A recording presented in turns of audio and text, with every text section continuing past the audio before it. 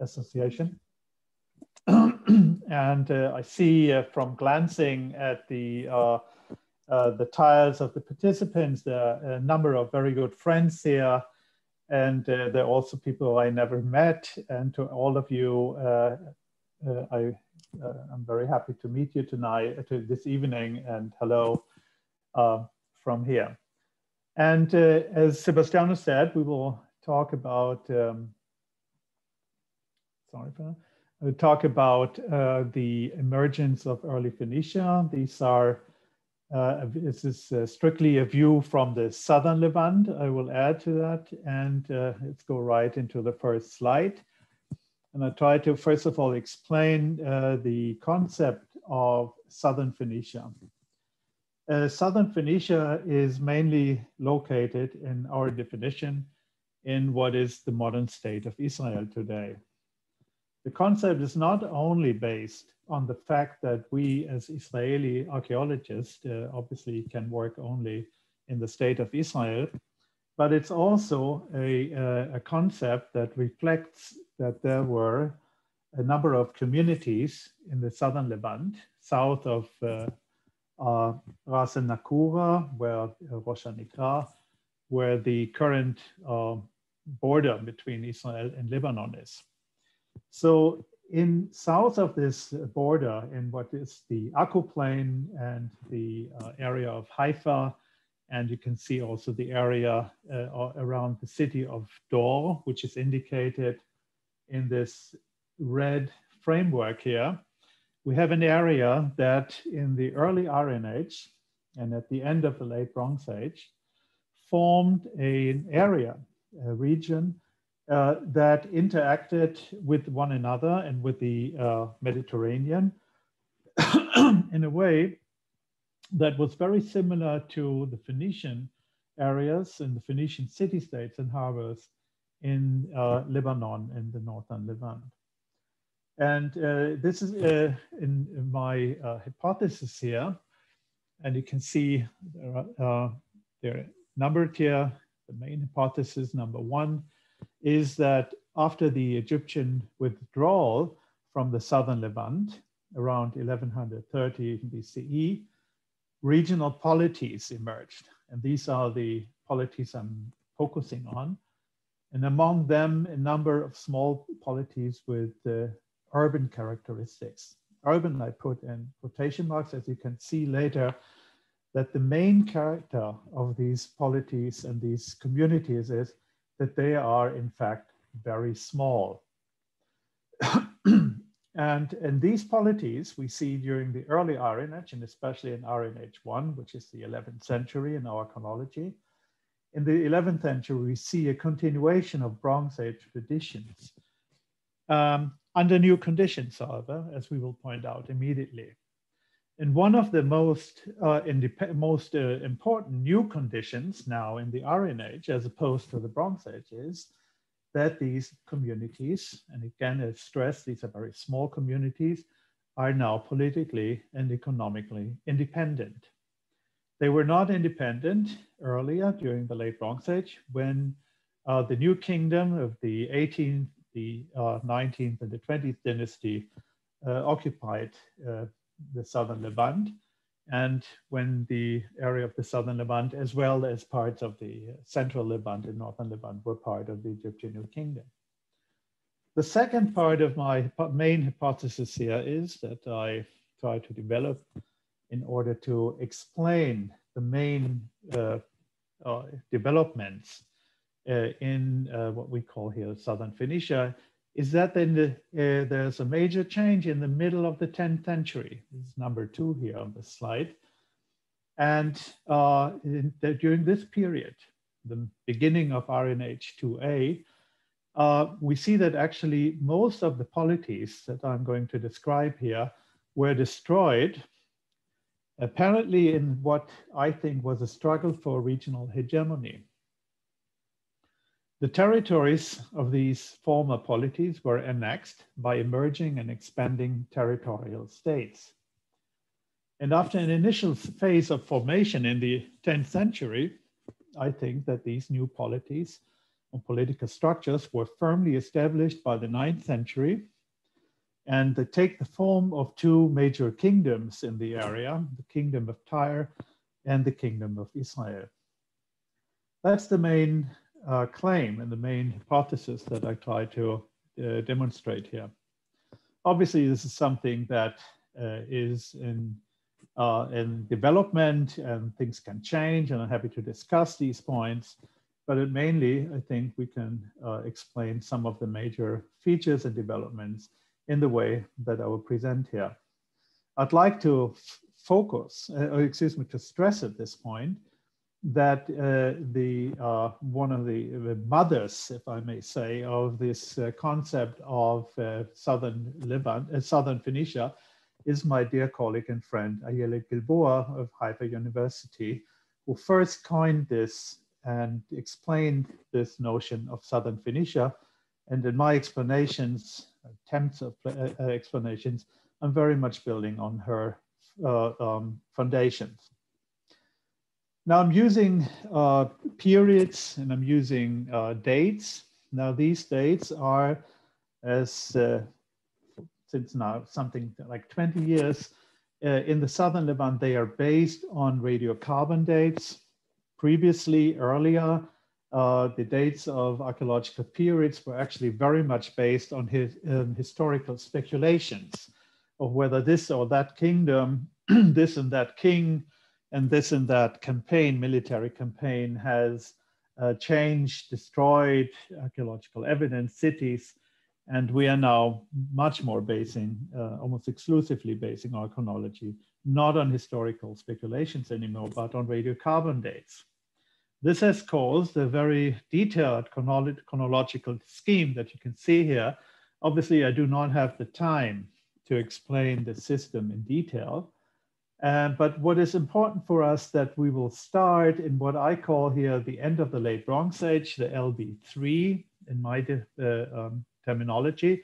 We will then come into the RNH1 that starts around 1130 BCE and runs into the 10th century. See, the transition is not very clear. And by the middle of the 10th century, what was previously RN1 changed into RN2A. And there are two phases of RN2A, early and late. So we're mainly discussing today RNH1 and RNH2A early. Obviously, if there are any questions in understanding or if something remains unclear here, I'm happy to be interrupted in the middle of my presentation to explain this. So don't feel free to ask or send a chat. All right, so I think I have to go back in my hypothesis back to the late Bronze Age. As I said, time when the Egyptians of the New Kingdom were actually in control of the Levant, at least of the southern Levant. And my claim is that the political structures that were created and maintained in the late Bronze Age are the point of departure for the processes in the RNH1. And with that, especially of the early Phoenician phenomenon. What you can see here on this map is actually a political map of the so-called Amarna age, based on the famous Amarna texts. And we have a number of patchwork, if you want, of small political polities that are taking the form of city-states, because they're mainly territory around a larger settlement that we define as a city, although you will see these cities were very small, as I said earlier. This system of a control of the Levant, the southern Levant at least, that is by Egypt, lasted some 400 years from the 16th century until the middle or maybe end of the 12th century. And the system created that was maintained here is characterized by small autonomous areas, as I said, these city-states, which were not entirely controlled down to the to the most detailed aspect of administration by Egypt. Rather, the Egyptians apparently left political small polities autonomous, obviously to some extent when the politics of these polities threatened Egyptian rule, then they interfered. But as long as they were not, Egyptian policy was not threatened, these autonomous regions could act pretty autonomous and independent.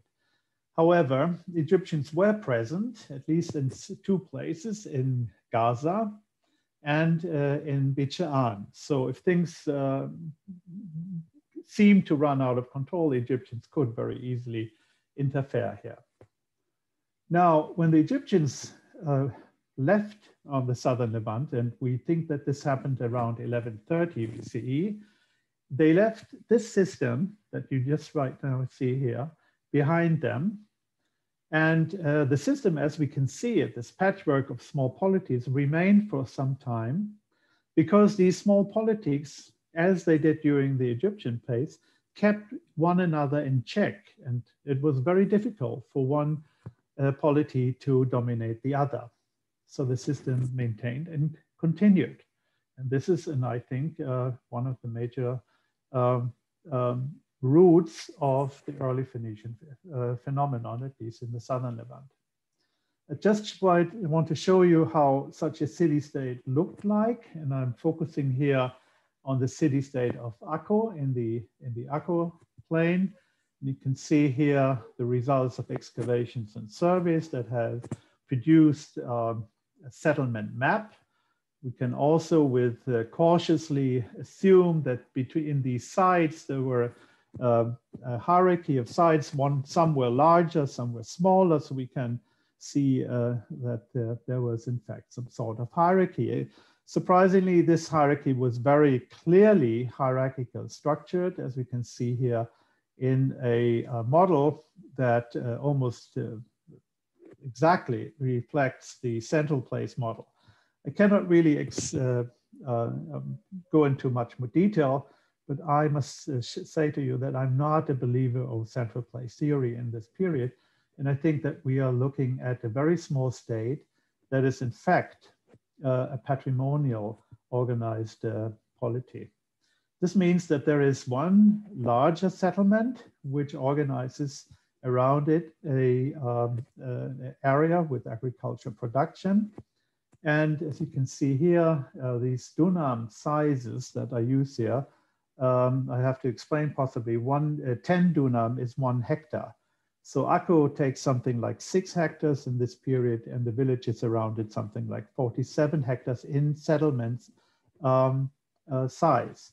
And if we translate that very roughly, and no one claims that these numbers are exact, but very roughly into a formula that says on 1 hectare sits a population of about 150 to 300 people, average 200, and we can possibly assume that we're talking about a population in Akko, the main city, as of 1,200, possibly, in something like 10,000 in the villages around it. So what I want to show is not claiming that these are exact numbers, but I want to give you an idea about the size of the population during the late Bronze Age of such a polity, so which was possibly around 15,000 and was most probably not above 20,000 people.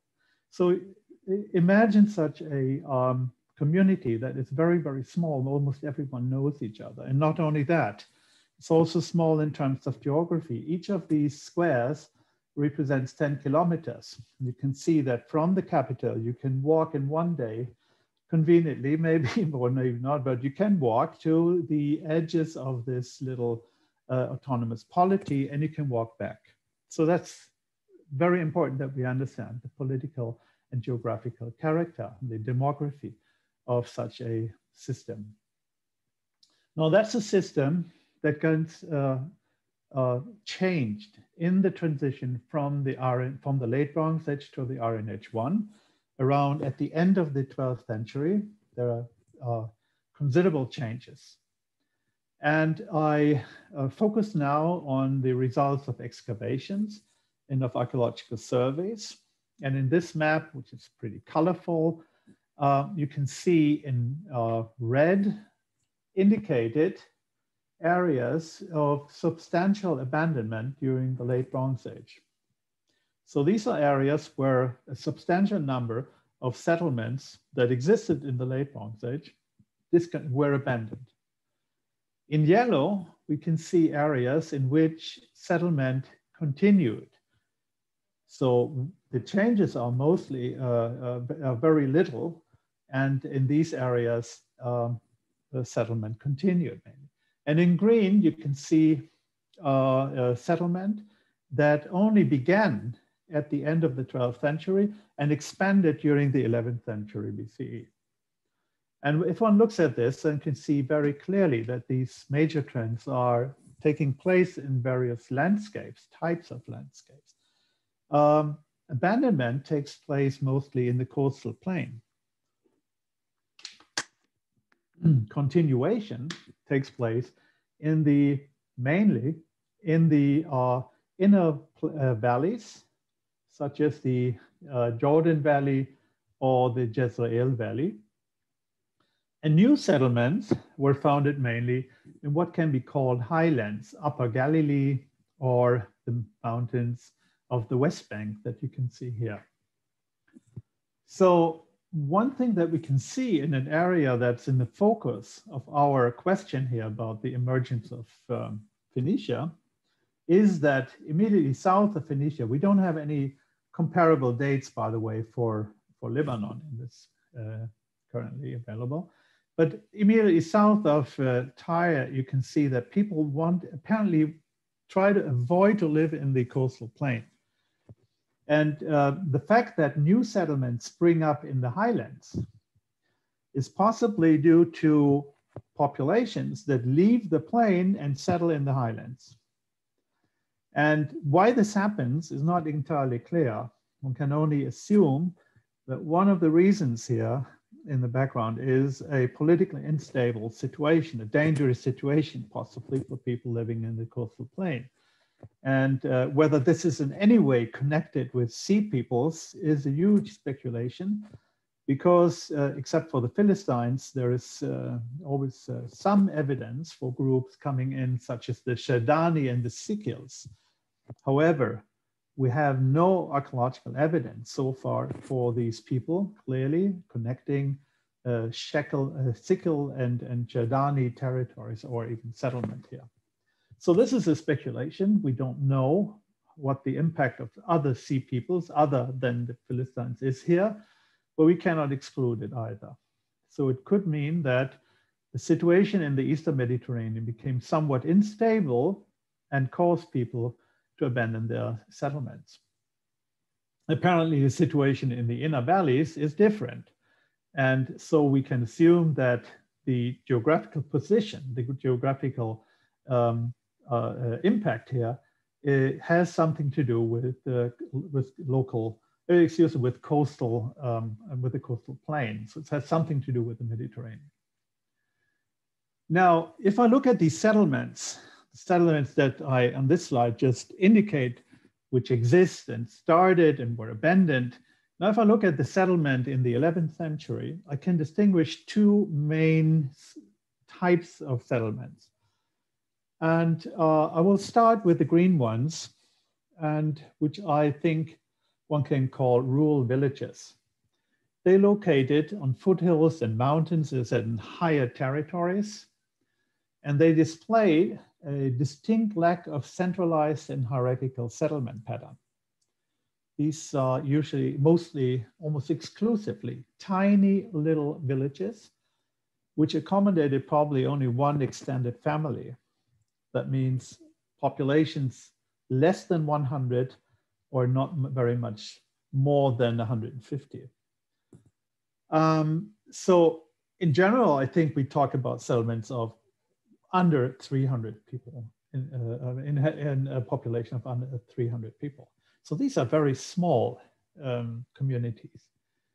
And we also see that within these very tiny settlements, in green appearing on this map here, there was very little differentiation in the architecture, and there was no large size architecture at all.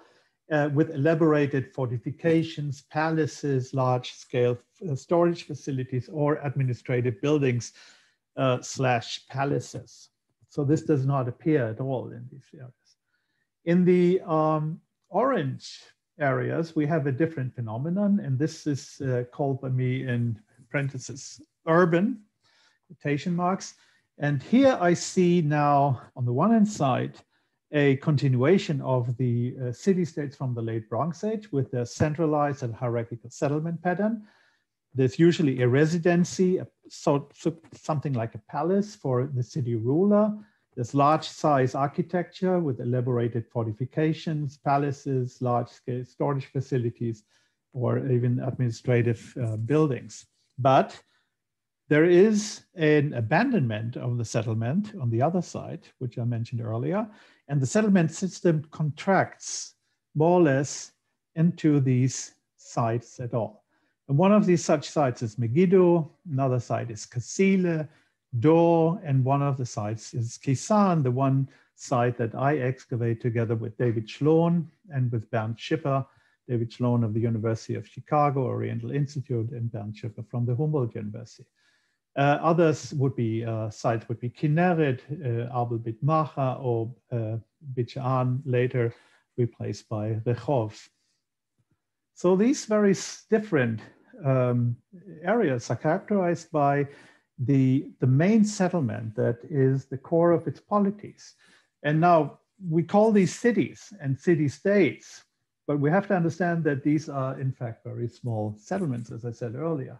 I have a look at one of these, which is admittedly not one in the coastal plain. It is a site in the Jezreel Valley. It is the site of Megiddo that I try to explain how such a system looks like the so-called urban center here. This is obviously, I choose this example because it's best excavated. There are large areas that are plain on this map here, and these are areas which were not excavated, but there are also, on the other hand, a number of areas that were excavated, and those areas provide us with a lot of information. So what do we see in a so-called city of the early Iron Age? First of all, we see a settlement that's rather small. This is one of the biggest ones. It has 9 hectare size. With our formula, we can assume that there is a population of 2,000 to 3,000 people in the settlement. And so this is large for the Iron Age 1, and this is one of the largest settlements, but it's in fact not very large in terms of a community. Here we have a community where almost everyone knows each other, where we have a very a personal connection between the people. And if I go on and look at what buildings we have here, we can see that on the main side, on the main mound with the lower city and the upper city, so the main mound is distinguished from the lower city by a city gate. It's rather small, but it's there. And there is a palace. Again, this is smaller, possibly like a one-family house in the suburbs of our modern cities in Western Europe or the US. But it's for this period, in this site, it's a rather large building. Here's a temple. The temple continues the temple traditions of the late Bronze Age. This temple sits exactly where the Bronze Age temples were. And further, we see domestic structures. And among the domestic structures, we see here a very large household. Is the area K excavation at Megiddo, where you can see a household where we see something like an elite family living. And so we see something like a stratified society. We see a city ruler, we see elite households, probably more than this one house here. And we see a population that is even lower stratified. But I don't think that we talk about a class society here.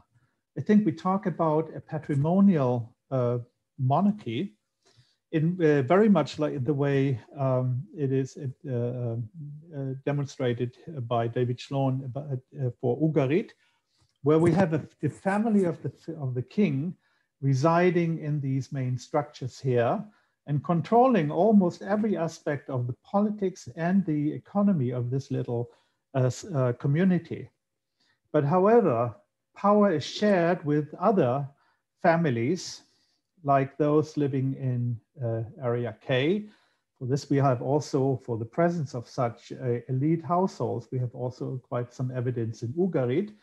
And only these households, again, are dominating lower class society. Now, again, I use this word lower class, but I mean that the connections between these families, the family of the ruler, the elite families, and the lower structured families, is in this patrimonial way, in a way that there is a patron-client system, and lower class people do not have to form classes. They actually search for alliances with stronger families that protect them. And we have actually a stratified hierarchical network of family relationships here in the late Bronze Age, and I think in the continuation of these in the RNH1 with these very small communities of RNH1. Evidence for such elite households comes, as I said, for example, from the Ugarit house of Urtenu, which is very much the size of the households that we see in the RNH1 or in Syria or in other areas. These elite households, for example, the house of Urtenu, is characterized by someone who is very influential, apparently rich, has his own economy, trades, but there's also evidence for textile production sometimes and some household manufacture. But then this man is apparently has the authority, possibly through the king, to interact even with a pharaoh, because we have, or the French who excavated Ugarit have found clay tablets in the house of Urtenu, which show that this man, Urtenu, had even contact with the pharaoh of Egypt. So he's something like if you want, the foreign minister, but on the other hand, he's just one family. So, and he doesn't get a salary, obviously, to be the foreign minister. And his house is not the foreign ministry, it's his private house. And one of his functions as a family, elite family, is taking care of such contacts with Egypt. So what we can see here in the continuation of the late Bronze Age in the RNH, where we're missing all the text that we did have in Ugarit, we can see that such elite households are the nucleus of an emergent non-palatial entrepreneurial activities of what I think was ancient Phoenicia. And of course, then in Wen Hamun text, there's this word chabur, that may represent such an household and its activities and its economic activities. Obviously, I cannot go into too much detail here, but the point is that all the differentiations between public economy of such a early Phoenician state or a private economy, all this distinction is in fact not really a valid distinction. There are no such dichotomies in this society. Rather, we see a network of families that are interconnected, hierarchically structured, but private, everything is in a way private. Even the house of the king is his private family house. And this, what I try to say is there's no real distinction in this society between private and public. And to give someone in such a society honors, things that we would today perceive as corruption, to pay someone, to pay respect and with presents, that's something very regular in a patrimonial society. A patrimonial society is based on such presence and such forms of giving respect to more powerful people. So the one thing that, if I go more into the archaeology now from such sociological constructions, is that we see that in the very first phase of the RNH1, and this is the end of the 11th century, in the very beginning, in the 12th century, we have actually a network of contacts in the Levant that includes not only the southern Levant, but also the northern Levant. We have, for example, these late Helladic 3C stars, which appear all over from Tarsus to the Amuk, several sites in Syria, not so much in Phoenicia, but then again in some concentrations in the southern Levant. But what we actually see are, if we look at this more carefully, we see pockets, a pocket around Tarsus, a pocket in the Amuk plain, a pocket in what we call the land of the Philistines in the southern Levant. And these are interacting with each other and are in, so by no means is the 12th century a century where international trade ceased. It did actually continue, but in the beginning of the 11th century, we see a change. And we see, for example, in the beginning of the 11th century, that none of the Philistine bichrome wares that now continue the late Helladic 3C star here appears anywhere in the northern Levant. And vice versa, granary stars, as we call these early 11th century pottery stars that we see in the Amuk, in Ras ibn Hani, in Kazel, in Cyprus, these never appear in the southern Levant. There might be now one single exception at Tel Safi with one single vessel, which only underlines that the northern and the southern Levant was somewhat disconnected. At least there was very little exchange in finds that we can find today, such as pottery, fibula, metals. And so between something like 1130 possibly to 1050, we see a disconnection. And in this disconnection, before 1050, there are, however, evident some Egyptian amphoras, for example, in a site as the harbor of Dor. And so to some extent, Egypt remains, even though Egypt has left the southern Levant around 1130, but they maintain some economic exchange. Who these people are who are maintaining this exchange, and whether it's the king or whether it's these large families that the influential families that we've seen, that's a different question that we need to study. But again, there are some connections, but it is very, very restricted. And then comes the big change. And after 1050, in the late RNH1, suddenly we have new finds appearing in the southern Levant. There are now fibulas, there is cyprogeometric 1. We have now the first time something that we can call Phoenician pottery. All this appears only in the second half of the 11th century with this, Ayelet Geboren calls this the Phoenician syntax of painting, you know, with the use of red and black, the so-called Phoenician bichrome. You can see wide red bands with small framing black lines. You can see that on very different vessels, such as Ayelet says, the syntax of these motifs. And we have also, again, research by Ayelet Gilboa with Vori Namdar. We have now evidence for things that come as far as Indonesia and southern India. We have, for example, cinnamon and muscard that comes in definitely from Indonesia or southern India.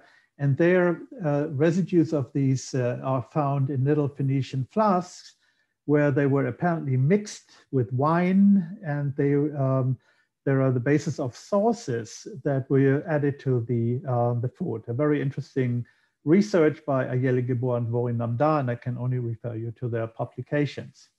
So the Phoenician phenomenon starts with a reconnection of the Mediterranean in the second part of the 11th century, and then with also some new pottery styles, which we have seen now, the bichrome side.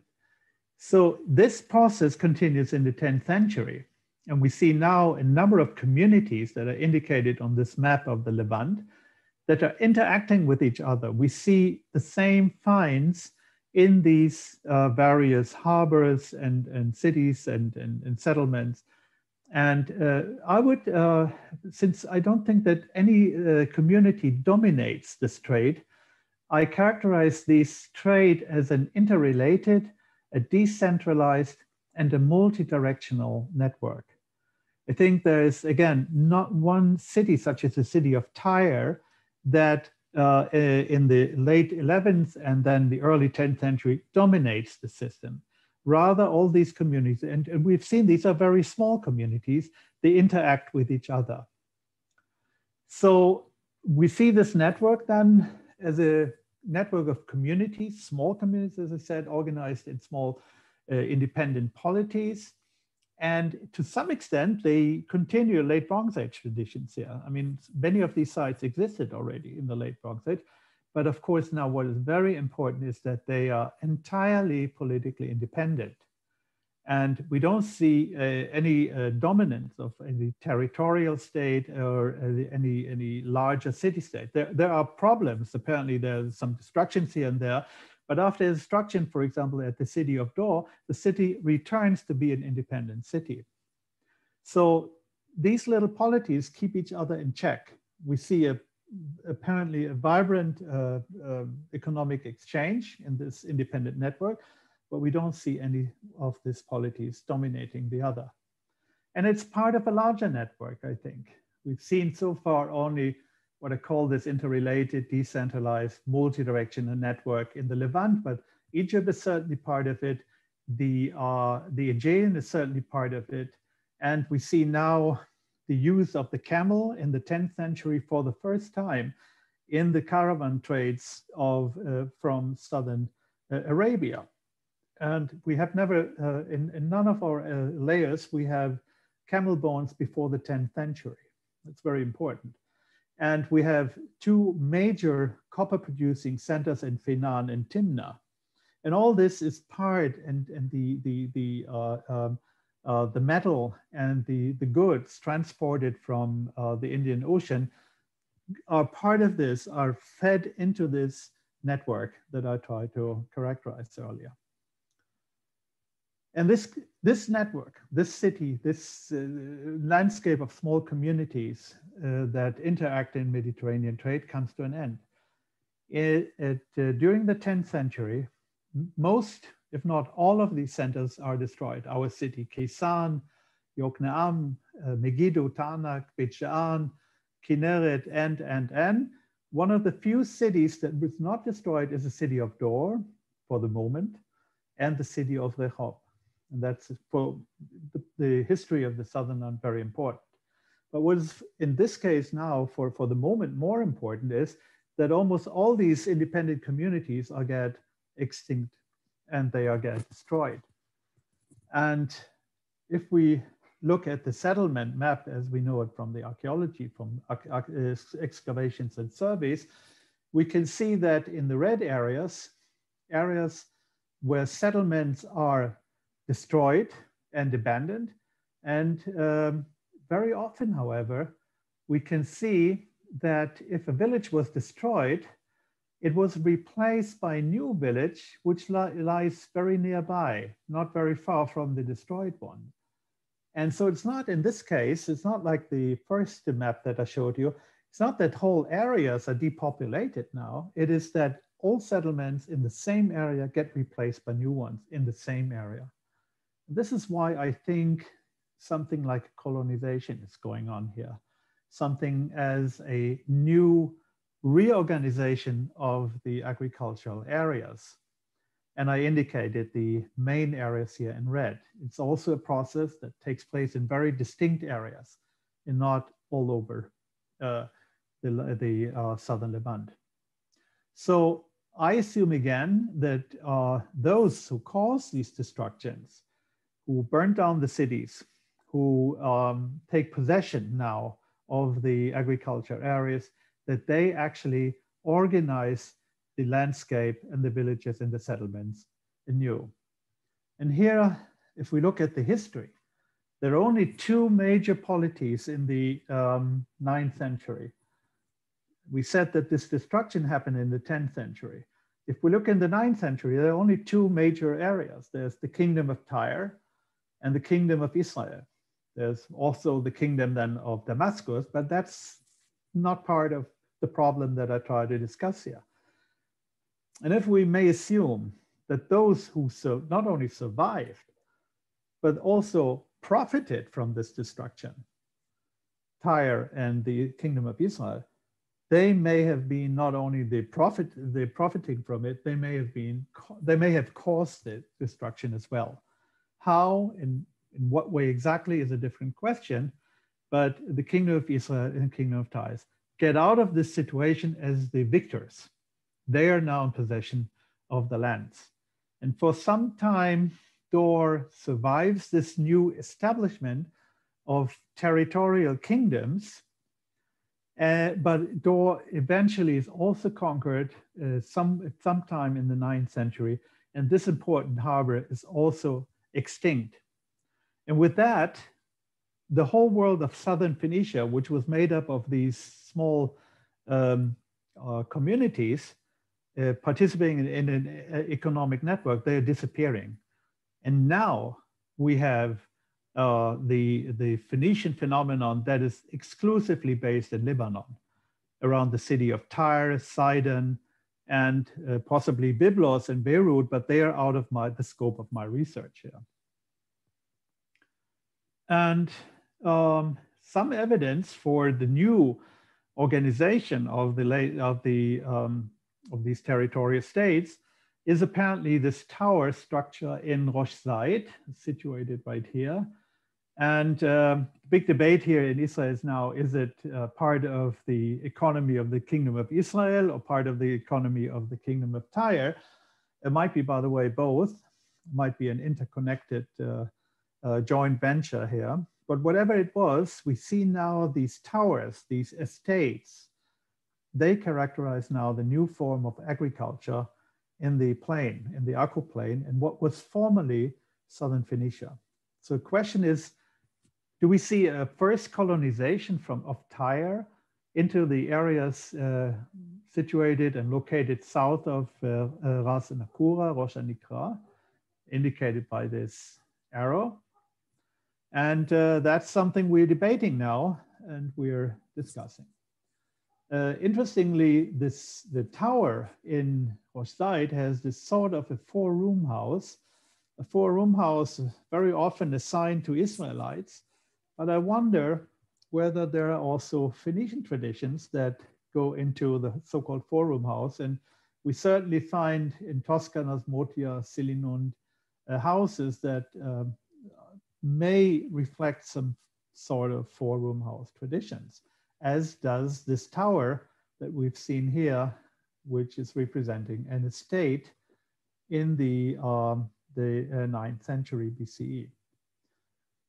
So, by the way, we see the same tower estate of Rosh Zayit here in various forms, also as part of Israelite architecture. One of the questions that we're debating now is whether the palace of Omri in Samaria, the citadel in Hatzor, this tower-like structure at Megiddo, and the towers in the defenses of the city of Jezreel, which are typical for the architecture of the Kingdom of Israel in the 9th century, whether they were influenced by Phoenician architecture. There is no precedence for this architecture in the Israelite history and Israelite archaeology, except for the fact that they are four-room houses. But surprise, surprise, four-room houses are not very typical for RNH1. They're rather typical for RNH2. So there's another debate. To what extent the 9th century Kingdom of Israel architecture is influenced by Phoenicians. And I think, I'm closing now with a view into the history. In this very complex narrative that I just demonstrated comes now Shishak and Osorkon the first, the 22nd dynasty of Egypt. And this is a very complex question.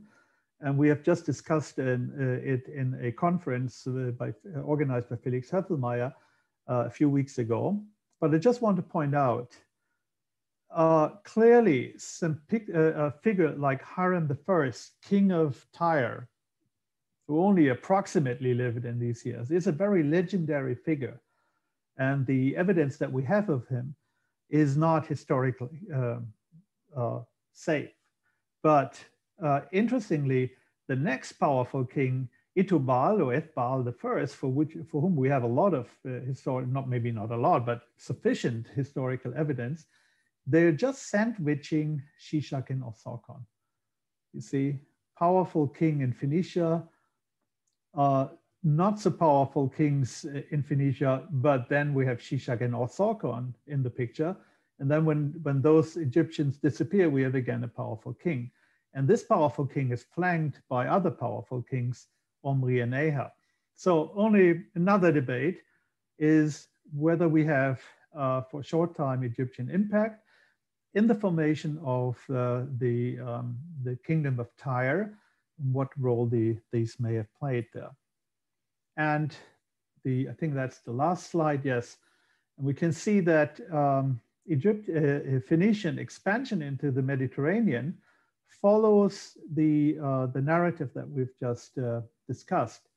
We see in a first phase in the late 11th and 10th century, we see this network of interrelated decentralized exchange, which is then replaced by an expanding Mediterranean economy of the city of Tyre, which soon, around 800 apparently, leaves already the famous Nora inscription in Sardinia. So here again, a very huge debate that my suggestion would be only when the city of Tyre expands and creates a territorial state is there the political and economic power to fully expand into the Mediterranean.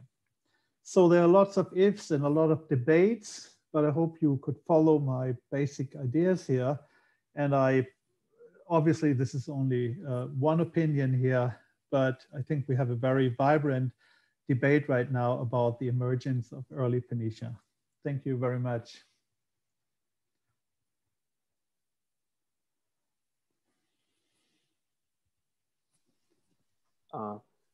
Thank you, Gunnar.